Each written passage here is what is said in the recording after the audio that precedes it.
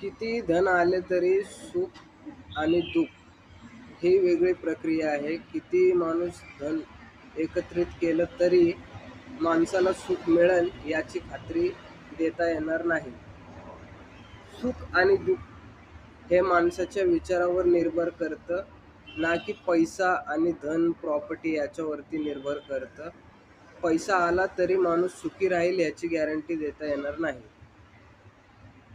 आणि सुख दुःख हे येतच राहतं. माणसांनी पुढे योग्य मार्गाने योग्य विचारांनी आणि जितके विचार शांत ठेवले जातील तेवढं शांत विचाराने राहण्याचा प्रयत्न करणे म्हणजेच आध्यात्मिक सुख, सायकोलॉजिकल सुख.